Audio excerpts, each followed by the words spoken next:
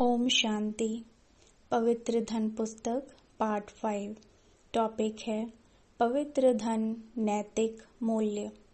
साम्यवादी विचारधारा के अधिष्ठाता कार्ल मार्क्स ने कहा है कि समाज में जो धनवान वर्ग चाहता है उसी प्रकार से ही समाज में मूल्यों की स्थापना होती है, क्योंकि यह धनवान वर्ग ही सब प्रभुत्व एवं क्षमता रखता है। अपने प्रभुत्व को स्थिर रखने के लिए धनवान वर्ग कई बार विचित्र कदम भी उठाता है।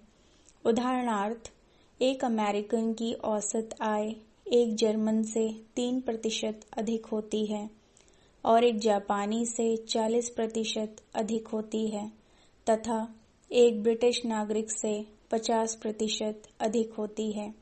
गरीब देश के लोगों की औसत आय से एक अमेरिकन की औसत आय 5500% अधिक होती है।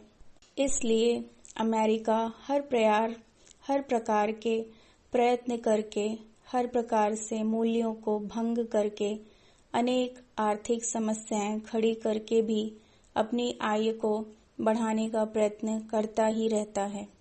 संयुक्त राष्ट्र संघ की एक रिपोर्ट है जिसके अनुसार 1996-97 वर्ष में 100 देशों का अर्थतंत्र स्थगित हो गया था। विश्व की 25% आबादी की आय 25% कम हुई और विश्व के 358 अरबपतियों की आय विश्व के 3 अरब लोगों की कुल आय से भी अधिक है। सारे विश्व की जो कुल आय है उसमें गरीब देशों का हिस्सा, जो पहले 2.3% था, वह अभी कम होकर 1.4% हो गया है। इसलिए जो धनवान लोग हैं उनके मूल्य जैसे होंगे वैसे ही मूल्य समाज में स्थापित करेंगे। वास्तव में मूल्यों के आधार पर धन होना चाहिए, परंतु आज उल्टा हो गया है। धन के आधार पर मूल्य प्रस्थापित होते हैं। आज के धनवान हैं, परंतु मूल्यवान चरित्रवान नहीं हैं, किंतु अपने दैवी परिवार का साधारण से साधारण भाई बहन भी भले ही धनवान न हो, लेकिन मूल्यवान अवश्य है। इसलिए उसका चारित्रिक व्यवहार हर दिन प्रतिदिन सर्वश्रेष्ठ बनता जाता है। धन कितना भी हो, परंतु किसी के मरने के बाद उसके साथ नहीं जाता है। इसलिए कहा जाता है कि धनवान जाते हैं तो खाली हाथ जाते हैं, किंतु शिव बाबा के बच्चे अपने थोड़े धन को सफल करके भविष्य नई दुनिया के लिए अपनी सर्वश्रेष्ठ प्रारब्ध बनाते हैं। आज के धनवान मेहनत एवं धंधा करके धनवान बनते हैं, परंतु हम तो शिव बाबा के बच्चे बनकर शिव बाबा से सर्वोत्तम वर्षा उत्तराधिकार प्राप्त करते हैं, अर्थात हम शिव बाबा के वारिस बनते हैं। वारिसपन के आधार पर धनवान बनने की यह युक्ति दुनिया में अन्य किसी को भी पता नहीं है। हमको ही शिव बाबा यह युक्ति सिखाते हैं। शिव बाबा को अपना बच्चा बनाकर अपना वारिस बनाने की युक्ति भी दुनिया के किसी शास्त्र या धर्म में नहीं है। शिव बाबा को पिता या अन्य संबंधों से मनुष्य याद तो करते हैं, किंतु शिव बाबा को अपना बच्चा बनाकर उसको वारिस बनाने की युक्ति उन्हें नहीं आती है। आज की दुनिया के धनवानों को भी मूल्यवान बनने का सहज रास्ता इस युक्ति द्वारा सिखाने का हम दृढ़ संकल्प करें। धनवानों को भी यह बात सिखाने की आवश्यकता है कि धनवान जीवन से मूल्यवान जीवन अति श्रेष्ठ है। धन तो नश्वर है। इस विषय में शास्त्रों में एक कहानी है कि एक बार शनि और लक्ष्मी दोनों के बीच वाद विवाद हो गया कि दोनों में अधिक अच्छा कौन लगता है। तो दोनों ब्रह्मा जी के पास गए और उनके सामने अपनी बात रखी। तो ब्रह्मा जी ने दोनों को एक वृक्ष के नीचे खड़ा किया और कहा कि आप दोनों मेरे पास आओ और आकर मुझे मिलकर फिर वापस उस वृक्ष के नीचे जाओ। दोनों ने ऐसा ही किया। तब बाद में ब्रह्मा जी ने निर्णय बताया कि आती हुई लक्ष्मी अच्छी लगती हैं और जाता हुआ शनि अच्छा लगता है। तो दोनों ने प्रश्न पूछा कि ऐसा क्यों? ब्रह्मा जी ने कहा कि जब लक्ष्मी आती हैं तो सबको अच्छी लगती हैं।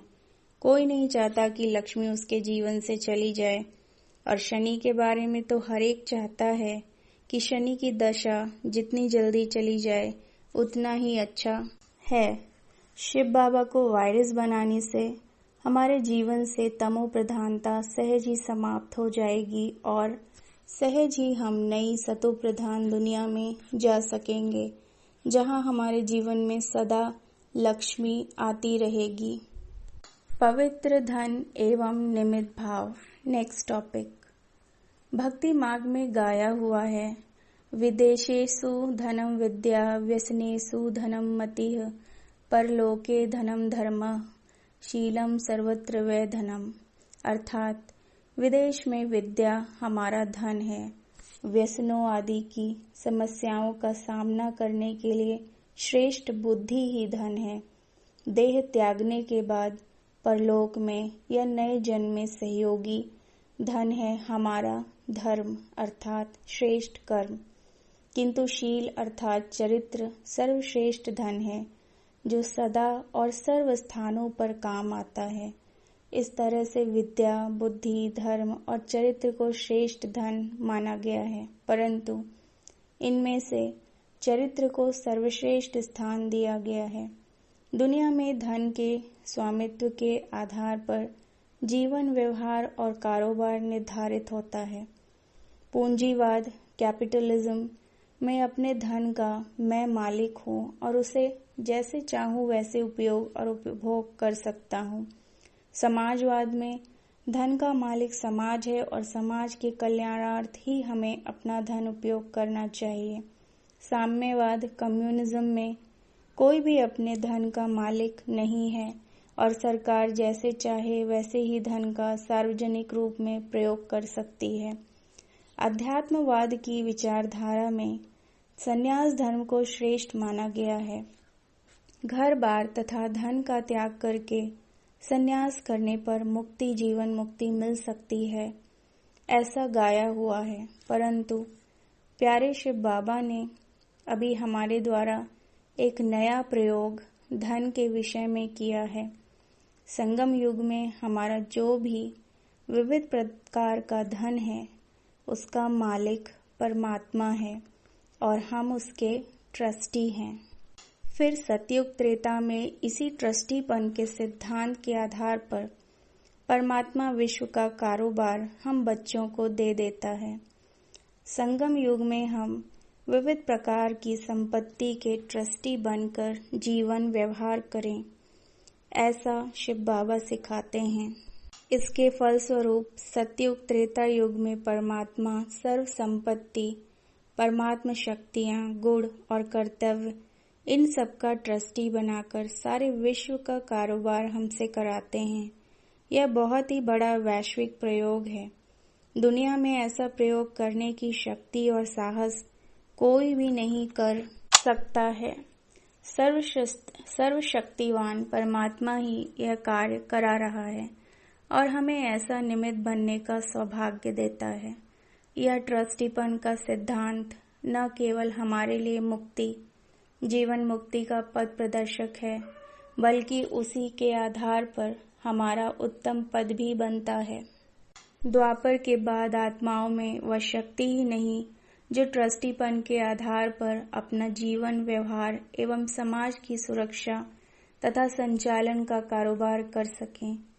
परमात्मा के इस प्रयोग को सफल करना हमारे हाथों में है, क्योंकि यह उनका विश्वास है कि मेरे बच्चे संगम युग में इस प्रयोग को सफल करके बाद में सतयुग त्रेता युग में भी उसके अनुसार समाज की रचना और संचालन करेंगे। एक ऐतिहासिक कहानी है कि छत्रपति शिवाजी महाराज ने अपने गुरु स्वामी रामदास को संन्यास धर्म की मर्यादा के अनुसार घर घर भिक्षा मांगते हुए देखा। तो अपना सारा ही राज्य भाग एक कागज पर लिखकर उनके भिक्षा पात्र में दान के रूप में रख दिया। स्वामी रामदास ने दान पात्र में रखी बात को पढ़ा और कहा कि यह राज्य संचालन अभी आप परमात्मा की ओर से ट्रस्टी बनकर करो। यह ट्रस्टीपन का सिद्धांत उन्हें और उनके उत्तराधिकारियों को सदा याद रहे। इसके लिए उनको भगवा केसरिया रंग का ध्वज दिया, क्योंकि भगवा रंग संन्यास आश्रम का प्रतीक है। ट्रस्टी के रूप में राज्य कारोबार चलाने का प्रयोग मराठा राज्य में हुआ।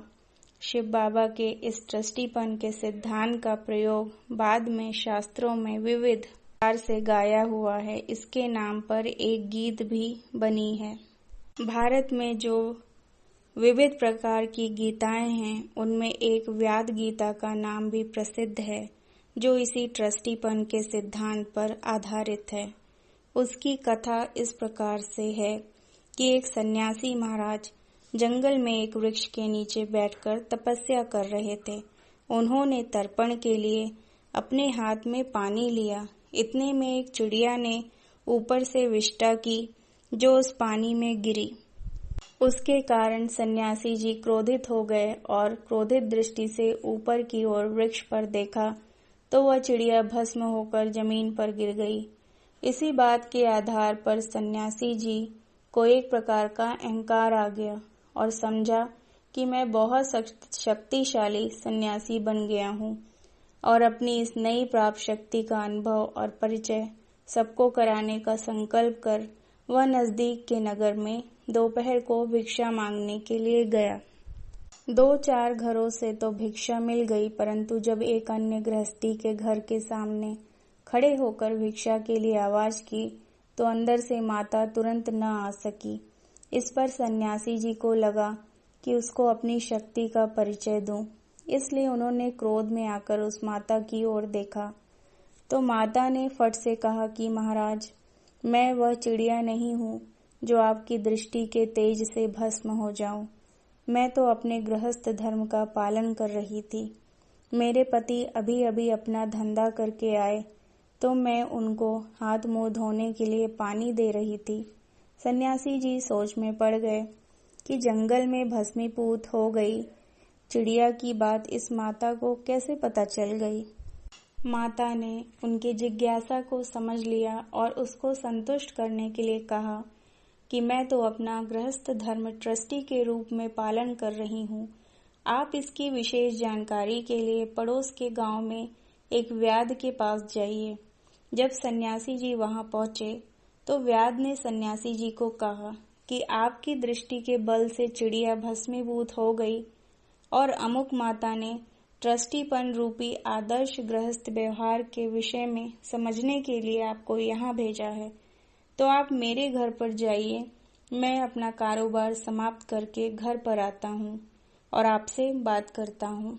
अपना कार्य समाप्त करके जब वह व्याध घर पर आया तो पहले अपने माँ बाप की सेवा की, फिर बाद में सन्यासी जी को आदर्श गृहस्थ व्यवहार और ट्रस्टीपन का सिद्धांत समझाया, जिसे महाभारत में व्याध गीता के रूप में गाया हुआ है। परमपिता परमात्मा द्वारा दिए ज्ञान को विविध रूप से शास्त्रों में अनेक गीताओं के रूप में गाया हुआ है। वर्तमान समय के ईश्वरी कारोबार में भी मेरा सेवा केंद्र, मेरा जिज्ञासु आदि आदि प्रकार के मेरेपन से मुक्त करने के लिए शिव बाबा विशेष पुरुषार्थ कराते हैं। अमानत में ख्यानत न हो जाए तथा मेरेपन के द्वारा माया न आ जाए, इसके लिए सतत सावधानी बाबा द्वारा मिलती रहती है। इसलिए परमपिता परमात्मा के इस विशाल प्रयोग की सफलता की माला के मड़के हम हैं। इस शुभ भावना के आधार पर हम अपने जीवन व्यवहार को करें तो ही संगम युग में हमको सफलता मिलेगी और उसके आधार पर ही भविष्य में विश्व के कारोबार में श्रेष्ठ पद मिल सकता है। ट्रस्टीपन की समझ के आधार पर हमारा धन पवित्र डिवाइन हो जाता है, क्योंकि ममता निकल जाने के कारण उसी में कोई भी प्रकार की हदें नहीं रहती हैं। मैं और मेरेपन की वासना ही जब समाप्त हो जाती है तो यह निर्विकारी धन निर्विकारी बनाने में मदद करेगा। शिव बाबा का यह धन है, इस समझ के कारण हम उसका हिसाब ठीक रीति से रख सकेंगे।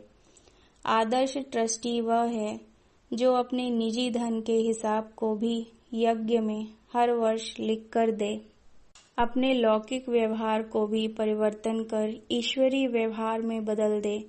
तब गृहस्थ जीवन गृहस्थ आश्रम बन जाएगा, घर एक सेवा केंद्र बन जाएगा।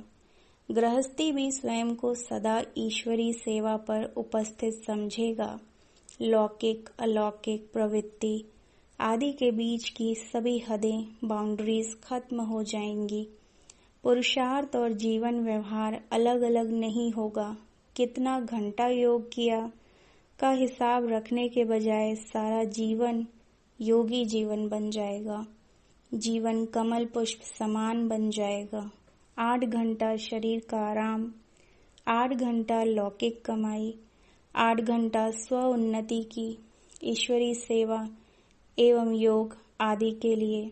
इस प्रकार आदर्श ट्रस्टी जैसी दिनचर्या गृहस्थ जीवन में बन जाएगी। परिणाम स्वरूप हमारे सभी संपर्क और संबंध भी दैवी बन जाएंगे। दिव्य कर्म सहज होंगे। दया और दुआ नदी की तरह सतत देते रहेंगे। अगर ऐसी संयमी आत्मा कुछ लिखेगी तो उसकी कलम से सरस्वती की वीणा की झंकार सबको आकर्षित करेगी। वाणी में मृदुता एवं मधुरता सदा रहेगी। परिणाम यह होगा कि आदर्श ट्रस्टी का जीवन धन्य होगा, सफल और सुखद होगा। गायन और पूजन योग्य जीवन व्यवहार होगा और वह सबको सुख देगा। ब्रह्मा बाबा ने भी इस ट्रस्टीपन के सिद्धांत को अपने जीवन में सिद्ध किया। हम ब्रह्मा बाबा के पद चिन्हों पर चलकर सर्वश्रेष्ठ ट्रस्टी बन सकते हैं और अपने पवित्र धन को सफल कर सकते हैं। नेक्स्ट टॉपिक है पवित्र धन एवं एकता। शिव बाबा आकर नई सतयुगी दुनिया की स्थापना करते हैं और हम बच्चों को उस दुनिया का व्यवहारिक ज्ञान देते हैं। बाबा ने बताया है कि सतयुग में एक धर्म, एक राज्य, एक भाषा और एक मत होगी। अभी ज्ञान सागर परमपिता परमात्मा द्वारा इन चारों ही बातों की कलम लग रही है। अव्यक्त बाप दादा की वाणी सुनते हुए भी सभी के मन में यही भाव रहता है कि हम परमपिता परमात्मा की वाणी सुन रहे हैं और भाषा को न समझते हुए भी शिव बाबा के भाव और प्रकंपन को समझते हैं तथा सभी के कानों में वही भाषा गूंजती है और वह गुंजन ही सबके मन को मोह कर सब में एक ही संस्कार भरता है। यही संस्कार सतयुग में प्रबल होते हैं और एक ही भाषा में सब कारोबार होता है।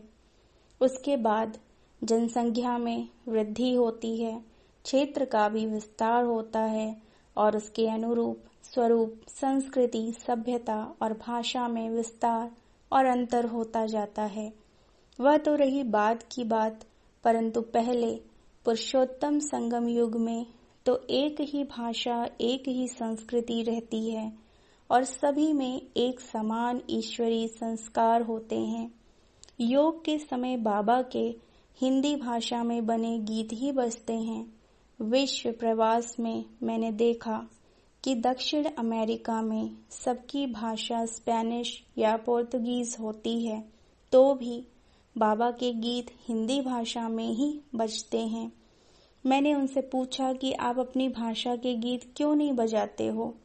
तब उन्होंने बताया कि इन गीतों की आवाज के गुंजन से अलौकिक वायुमंडल बनता है और योग सहज लग जाता है। अर्थात भाषा भेद होते हुए भी योग में एक ही भाषा एवं संगीत की तरंगे, वाइब्रेशंस मददगार बनती हैं।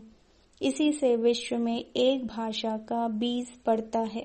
वर्तमान समय में बाबा के सभी बच्चों के दैहिक धर्म अलग अलग हैं, परंतु बाबा जो ईश्वरीय ज्ञान देते हैं वह सभी को एक समान मिलता है, जो आत्माभिमानी बनकर व्यवहार करना सिखाता है। हम सब में मूल्यों का जो ज्ञान है वह भी एक समान ही है। यह आत्माभिमान का ज्ञान एवं मूल्यों का ज्ञान भविष्य के एक दैवी राज्य, एक भाषा, एक धर्म, एक मत का बीज है, जिसकी नींव अभी परमात्मा ने डाली है। हम सब शांति के सागर, एक पिता परमात्मा की अनादि संतान हैं और सतयुग में भी होंगी। एक ही शांति के देश की रहने वाली होने के कारण शांति हमारा स्वधर्म है।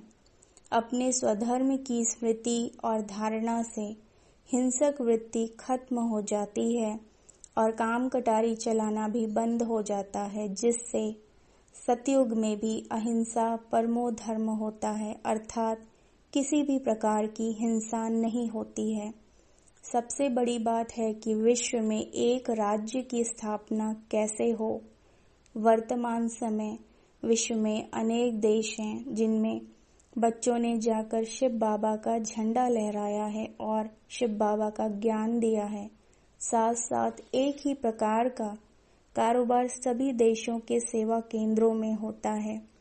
इस एक समान कारोबार के आधार पर सबकी एक समान दिनचर्या है, एक समान विचारधारा है, एक समान दैवी मर्यादाएं हैं, एक ही समान ब्राह्मण संस्कृति कल्चर है।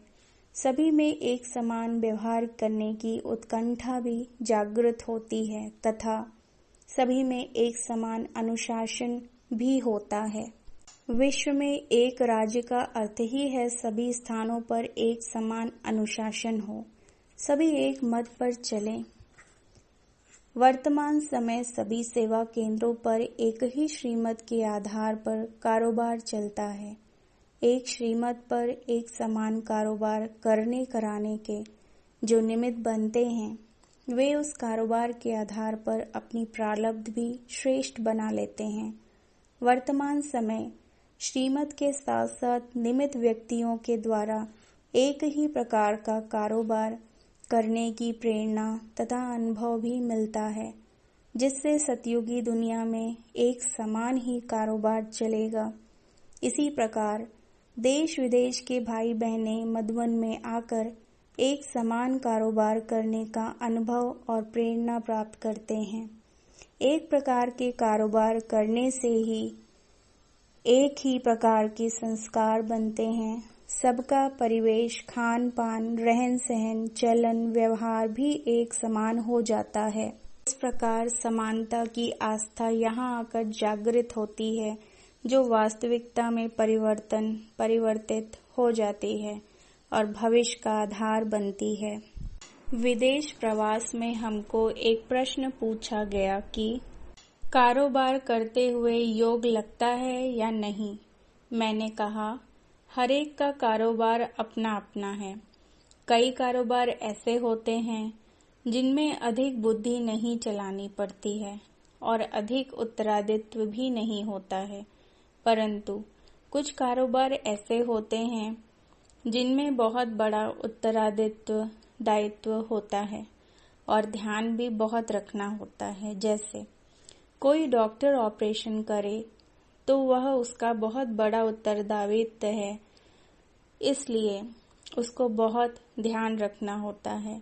शिव बाबा द्वारा दिए गए ज्ञान में एक तो उत्तरदायित्व भी है और शिव बाबा ने कहा है कि राय लेने वाले को कोई हानि हो जाए तो राय देने वाले को दंड पड़ जाता है, परंतु दुनिया में ऐसा नहीं होता है। जैसे किसी जज ने किसी अपराधी को निर्दोष बताकर छोड़ दिया और किसी निरपराधी को दंड दे दिया, तो भी जज को उसके गलत निर्णय के लिए कोई दंड नहीं मिलेगा। केवल जिस निरपराधी को दंड दे दिया वह चाहे तो आगे अपील आदि कर सकता है। भारत में उच्चतम न्यायालय में गोलकनाथ के केस में 13 जजों की एक बेंच बैठी थी, जिसमें 6 जजों का एक विचार था और 6 का अलग विचार था। अंत में 13वां जज पहले वाले 6 जजों के विचारों से सहमत हो गया, जिससे वह केस 7 के विरुद्ध 6 के पास हो गया, 6 से पास हो गया। परंतु शिव बाबा के यज्ञ में ऐसा नियम नहीं है। यहाँ तो जिसने गलत निर्णय दिया वह उत्तरदायी बन जाता है। इसलिए मुझे जो कार्य शिव बाबा ने दिया है उसके आधार पर बता सकता हूँ कि मुझे बहुत ध्यान रखना पड़ता है। मुझको सेवा केंद्रों की जमीन या मकान के विषय में निर्णय करते समय शिव बाबा को साथ रखना ही पड़ता है। उसके सहयोग से ही मैं निर्णय करता हूँ। कई बार बुद्धि की लाइन क्लियर होने के कारण मुझे शिव बाबा के ऐसे सहयोग का अनुभव भी हुआ है कि मुझको स्पष्ट शिव बाबा की श्रीमत मिल रही है। मैंने एक बार एक आत्मा को यह भी कहा कि कारोबार में हमको बड़ों से बहुत बातें सीखने को मिलती हैं, जिससे केवल कारोबार ही नहीं लेकिन पढ़ाई भी हो जाती है। तब उस आत्मा ने कहा कि कोई ऐसा उदाहरण बताओ। उस समय ही मुझको उसे उत्तर देना था, तो एक बात मुझको याद आई जो मैंने उसको बताई। एक बार आदरणीय दादी जी ने यज्ञ के एक आवश्यक कार्य अर्थ शाम को मुझको मुंबई में फोन किया और कहा कि आप उस भाई से फोन करके बात करना। दूसरा यह भी दादी जी ने कहा कि मैंने भी उसे फोन किया है, उस भाई को भी आपको फोन करने को कहा है, वह भी फोन करने का प्रयत्न करेगा और अंत में उससे जो बात हो वह मुझको बताना। सवेरे फिर दादी जी ने फोन किया और मुझसे पूछा कि क्या बात हुई, तो मैंने कहा कि उस भाई का फोन नहीं आया इसलिए कोई बात नहीं हुई। दादी जी ने कहा कि फिर आपने फोन क्यों नहीं किया? तो मैंने अपनी बात को सिद्ध करने के लिए कहा कि मैं उसके फोन की प्रतीक्षा करता रहा क्योंकि कार्य उसी का था। तब दादी जी ने कहा कि रमेश भाई, मैंने आपको कहा था कि आवश्यक कार्य है, इसलिए वह नहीं भी करे तो आपको फोन करना, तो आपने क्यों नहीं किया? क्या आपने बाबा से झुकना नहीं सीखा है? बाबा ने कहा है जो मोल्ड होता है वही रियल गोल्ड है।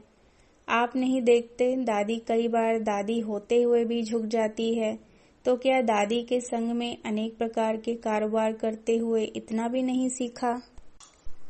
तब मैंने दादी जी को कहा कि भविष्य में आपके पास मेरी ऐसी कोई गलती नहीं आएगी। अब झुकने की ऐसी बात तो शिव बाबा की मुरली में अनेक बार मैंने सुनी है, परंतु उस दिन दादी जी के स्नेह से कारोबार में जो बात पक्की कराई वह सदा याद रहती है। इस तरह कारोबार में योग भी है तो शिक्षा भी है। शिव बाबा यह कारोबार हम लोगों को अनुभवी बनाने के लिए करा रहे हैं। जो संस्कार बन जाते हैं और ये संस्कार सतयुगी कारोबार करने में मदद करेंगे। एक समान कारोबार तथा विचार नहीं होते तो सहज एकता नहीं होती है। उदाहरण के लिए द्वितीय विश्व युद्ध के पहले पूर्वी और पश्चिमी जर्मनी एक ही थे, किंतु दूसरे विश्व युद्ध के कारण पूर्वी जर्मनी में साम्यवादी शासन रहा और पश्चिमी जर्मनी में अमेरिका आदि का निगरानी में पूंजीवादी विचारधारा रही। थोड़े समय पहले दोनों जर्मनी का पुनः एकीकरण हुआ तो भी दो विचारधाराओं में पले होने के कारण दोनों में अनेक समस्याएं रहती हैं और दोनों में 100% एकता नहीं हो पाती है। फिर भी पुरुषार्थ से एकता प्रस्थापित होगी। ऐसे ही कोरिया का भी उत्तरी कोरिया और दक्षिणी कोरिया के रूप में विभाजन हुआ।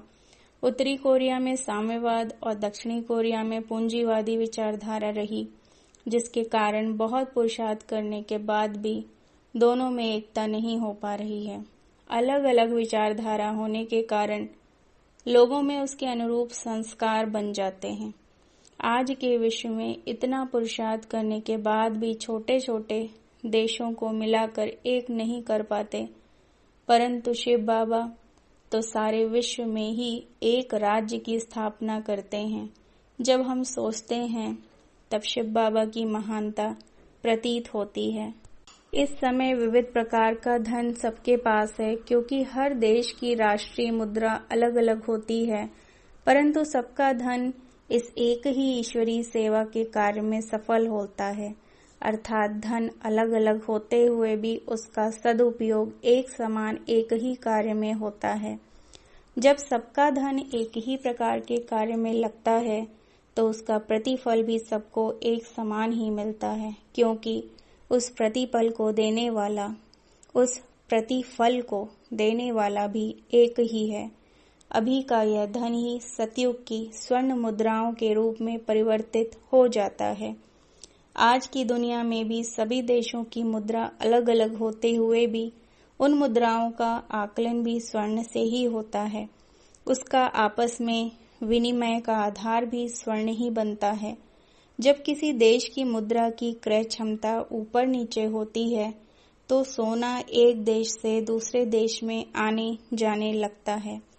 आज भी समाचार पत्रों में समाचार आते हैं कि अमेरिका में सोने का मूल्य डॉलर के रूप में यह है और उसका मूल्य भारतीय मुद्रा अर्थात रुपए में कितना है, उसके आधार पर ही डॉलर और रुपए के विनिमय का निर्णय होता है और अंतर्राष्ट्रीय मूल्य पर उनका आदान प्रदान होता है, जिसके कारण दामों की समानता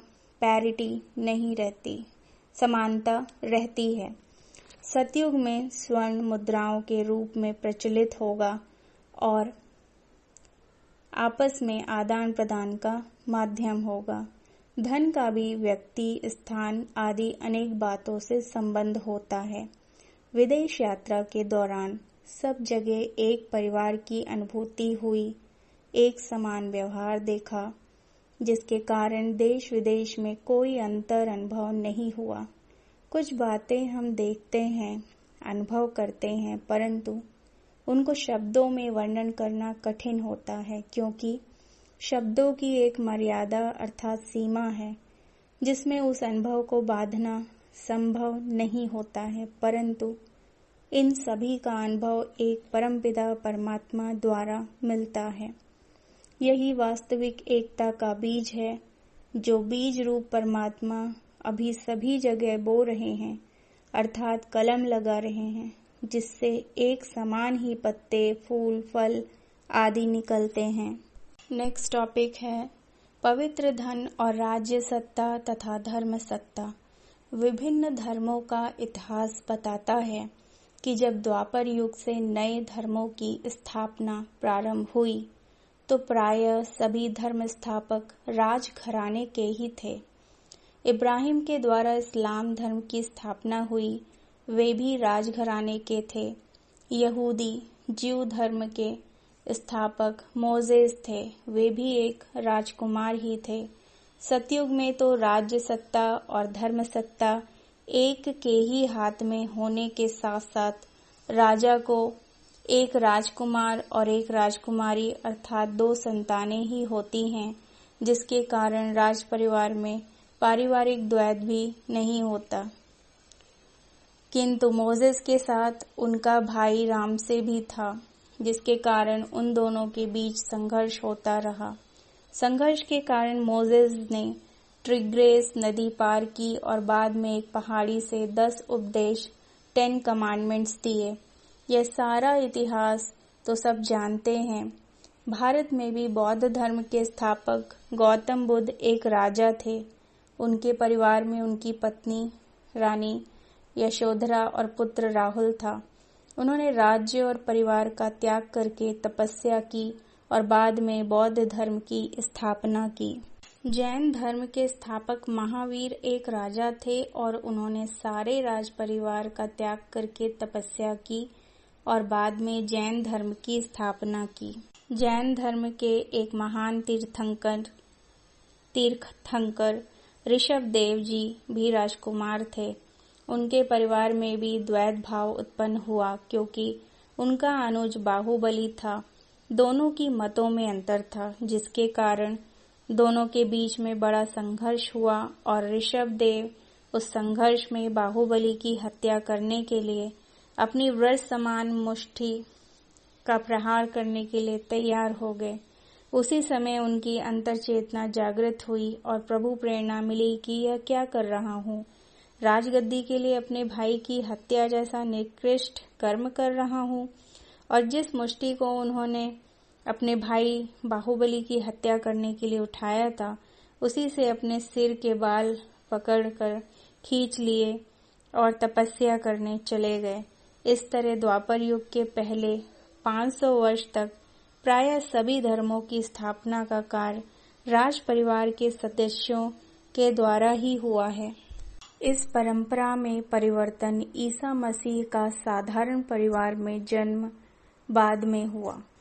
मुसलमान धर्म के स्थापक मोहम्मद साहब का जन्म भी साधारण परिवार में ही हुआ, तो भारत में सन्यास घराने के स्थापक शंकराचार्य का जन्म भी साधारण परिवार में हुआ।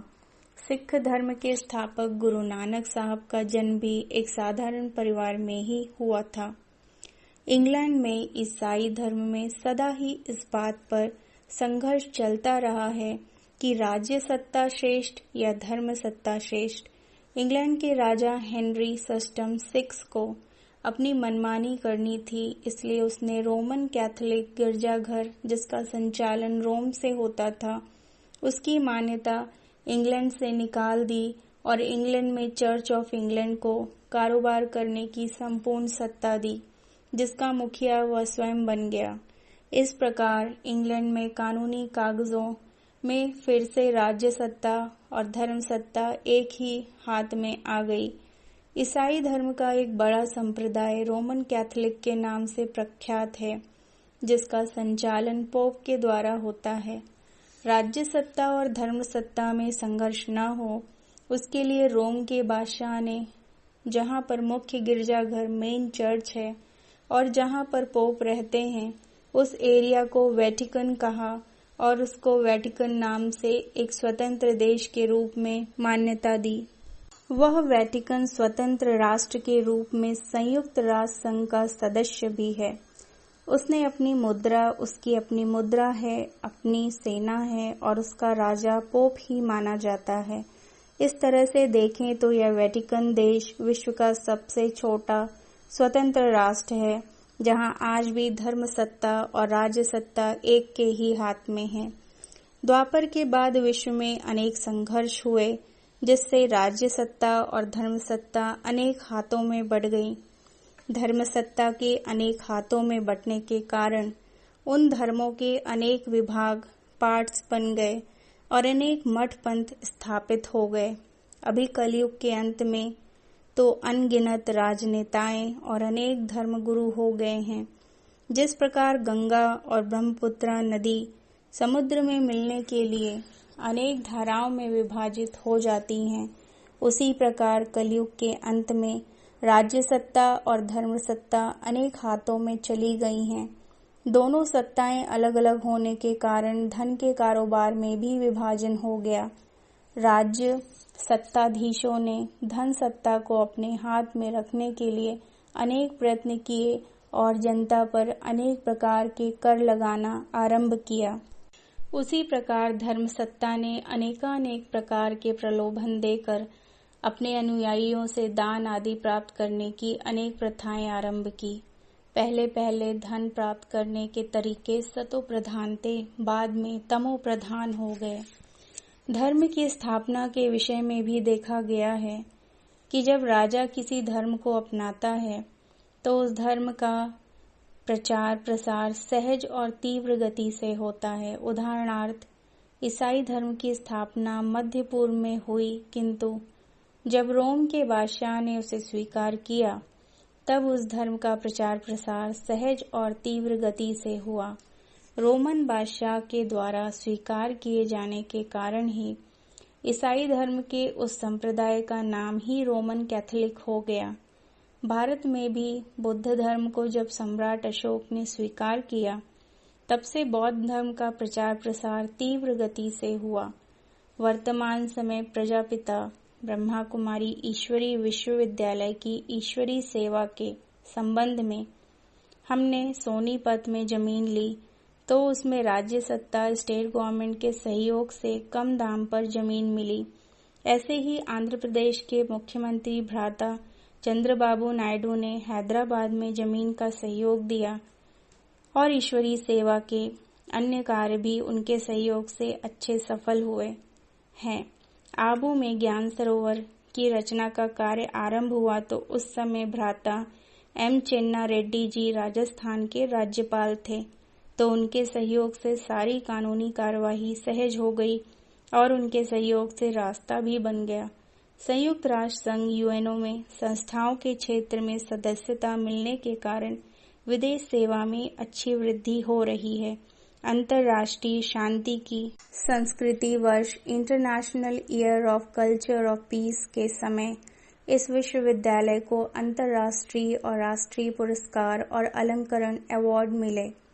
इस श्रेष्ठ कार्य का सुअवसर यूएनओ ने ही हमें प्रदान किया, इसलिए ईश्वरीय सेवा के कार्य को शीघ्र संपन्न करने के लिए राज्य सत्ता को भी सहयोगी बनाना आवश्यक है।